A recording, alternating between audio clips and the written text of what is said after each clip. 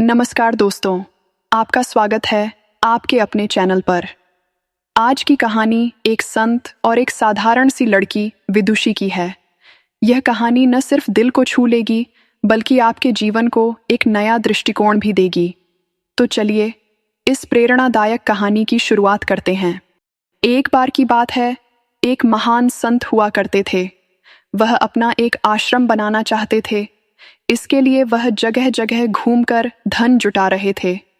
संत अपनी शिष्यों के साथ लंबी यात्राएं कर रहे थे। यात्रा के दौरान एक दिन संत ने देखा कि सूरज ढल रहा है।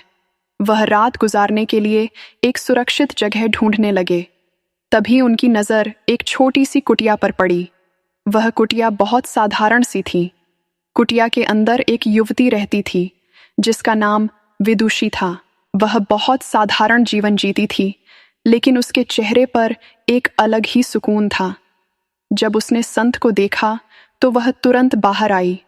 उसने उनका बहुत आदर सत्कार किया और रात भर कुटिया में विश्राम करने के लिए अनुरोध किया। संत उसके व्यवहार से काफी प्रभावित हुए और उसकी कुटिया में रुकने का निर्णय लिया। विदुषी ने संत और उनके शिष्यों के लिए अपने हाथों से खाना बनाया। वह खाना बहुत साधारण था, लेकिन उसमें मेहनत और प्रेम का स्वाद था। संत ने खाना खाया और सोने के लिए चले गए। इधर विदुषी ने संत के लिए खटिया पर बिस्तर लगाया और खुद जमीन पर सोने चली गई।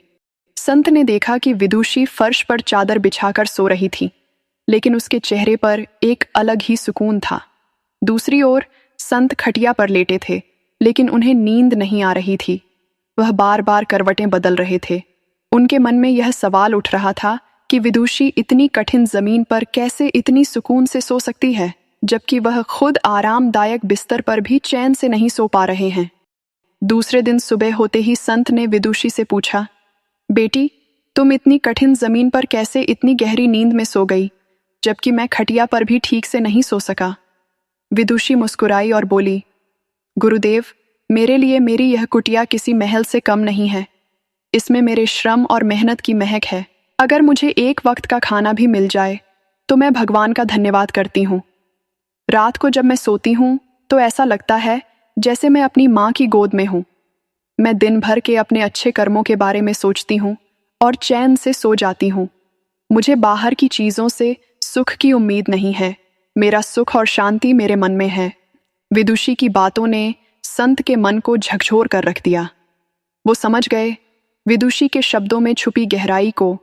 उन्होंने बहुत बड़ी आश्रम बनाने का सपना तो देख रहे थे, लेकिन वह खुद ही सच्ची शांति से दूर थे। तभी विदुषी ने उनसे पूछा, गुरुदेव, क्या मैं भी आपके साथ आश्रम के लिए धन जुटाने चल सकती हूँ? संत मुस्कुराए और बोले, बेटी, तुमने मुझे आज वह सिखाया है जो अब तक कोई नहीं सिखा पाया। तुम्हारे शब्दों ने मेरी आंखें खोल दी। अब मुझे किसी आश्रम की जरूरत नहीं है। तुमने मुझे सच्चे सुख और शांति का अर्थ समझा दिया। संत ने विदुषी को धन्यवाद दिया और अपने गांव लौट गए। उन्होंने जो भी धन जुटाया था उसे गरीबों में बांट दिया। फिर उन्होंने एक छोटी सी कुटिया बनाकर उसमें रहना शुरू कर दिया। अब वह साधारण जीवन जीने लगे और उन्हें उसी कुटिया में अपार शांति का अनुभव होने लगा। दोस्तों, इस कहानी से हमें यह सीखने को मिलता है कि असली सुख और शांति बाहरी चीज़ों में नहीं, बल्कि हमारे मन में है। आजकल लोगों के पास चाहे जितनी भी धन दौलत और ऐशो आराम हो, उन्हें खुशी नहीं मिलती। कहते हैं ना, जिन्हें दूसरों की थाली में घी ज्यादा दिखता है, वे कभी खुद चैन से नहीं रहते। लोगों को हमेशा वह चाहिए जो उनके पास नहीं है, और जब वह मिल जाता है तो नई इच्छाएं उसकी जगह ले लेती हैं। जो इंसान अपने पास जो भी है उसी में खुश रहना सीख लेता है, वही सच्चे सुख का अनुभव करता है, और यही सुखी जीवन का रहस्य है। तो दोस्तों, अगर आपको यह कहानी अच्छी लगी हो तो कमेंट करके ज़रूर बताएं। फिर मिलते हैं और एक नई कहानी के साथ। धन्यवाद।